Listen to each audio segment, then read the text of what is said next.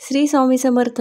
आज आपण जराही तेलकट न होणारी, जराही सोडा न वापरता अर्धा किलो बेसनाची कुरकुरीत खमंग लसुणी मसाला शेव करूयात. अगदी मार्केटमध्ये मिळते तशीच. तर सगळ्यात अगोदर इथे मी एक मोठं ताट घेतले, त्याच्यामध्ये चाळणी ठेवायची आणि अर्धा किलो बेसन पीठ अगोदर स्वच्छ चाळून घ्यायचं. अर्धा किलो बेसन पिठाला इथे मी 2 चमचे तांदळाचं पीठ वापरले आहे. तांदळाच्या पिठामुळे आपली शेव आणखी जास्त कुरकुरीत होते. तर आता हे पीठसुद्धा चाळून घ्यायचं. नंतर आपण मसाला करूयात. तर मसाल्यामध्ये मी 2 लसणाचे कांदे सोलून घेतले होते. तर हा सोलून घेतलेला लसूण एका मिक्सरच्या भांड्यामध्ये काढून घ्यायचा.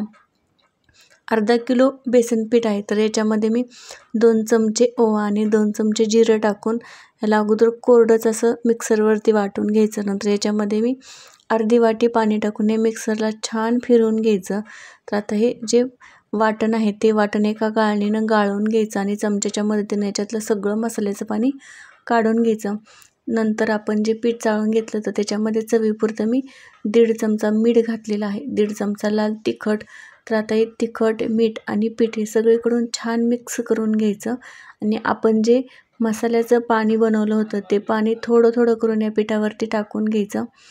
म्हणजे आपलं पीठ हे छान व्यवस्थित भिजलं जातं.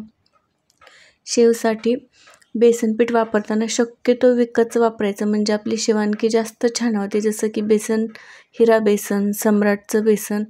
तर आता हे मसाल्याचं पाणी थोडं थोडं टाकायचं आणि याचं छान असं पीठ भिजून घ्यायचं. नंतर आपलं जे साधं पाणी आहे ते हातावरती थोडं थोडं घ्यायचं आणि हे शेवचं पीठ खूप घट्टही नाही आणि खूप पातळही नाही, थोडंसं सैलसर हे शेवचं पीठ भिजून घ्यायचं. तर आता शेवटचं पीठ भिजवताना शक्यतो चाळून घ्यायचं, म्हणजे आपलं हे पीठ छान भिजलेलं जातं आणि शेवही छान पडते. तर मी अशा प्रकारे हे मध्यमसर पीठ भिजवून घेतलेलं आहे. तर आता आपण सोऱ्याला शेवची चकती लावूयात आणि आता हे पीठ सोऱ्यामध्ये भरून घेऊयात. तर सोऱ्यामध्ये पीठ भरताना शक्यतो हवा राहणार नाही याची काळजी घ्यायची. जर हवा राहिली तर तेलामध्ये शेव सोडताना तुटते आणि जर व्यवस्थित हे पीठ भरलं गेलं सोऱ्यामध्ये तर आपली एकसारखी शेव ही तेलामध्ये सुटते आणि दिसायलाही छान आणि चवीलासुद्धा खूप छान होते. तर आता पीठ सोऱ्यामध्ये भरून झालेलं आहे. तेलसुद्धा आपलं छान मध्यम गॅसवरती गरम केलेलं आहे. तर आता आपण याची छान अशी शेव पाडून घेऊयात. तर तेलामध्ये शेव सोडल्यानंतर वरती थोडेसे बबल्स येतात. ते बबल्स कमी झाले की आपली शेव दुसऱ्या साईडनं सुद्धा पलटून घ्यायची आणि दोन्ही साईडनं मस्त कुरकुरीत होईपर्यंत ही शेव तळून घ्यायची.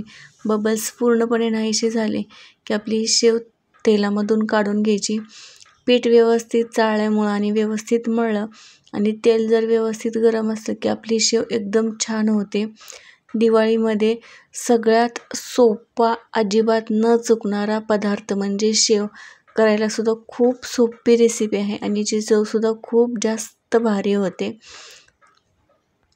20 ते 25 मिनटात ही शेव बनवून तयार होते. अजिबात तेलकट होत नाही. कुठल्याही तेलाचं मोहन न टाकता, जराही सोडा न वापरता ही आपली मस्त कुरकुरीत खमंग लसुणी मसाला शेव बनवून तयार होते. रंगसुद्धा खूप छान येतो. याची चवसुद्धा खूप जास्त छान लागते आणि खूप करायलासुद्धा खूप सोपी रेसिपी आहे. एकदा नक्की ट्राय करा अशा पद्धतीनं.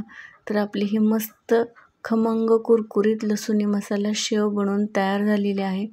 तर कशी वाटली लसुणी मसाला शेव एकदा नक्कीच मला कमेंटमध्ये सांगा. व्हिडिओला एक लाईक आणि चॅनल एकदा नक्की सबस्क्राईब.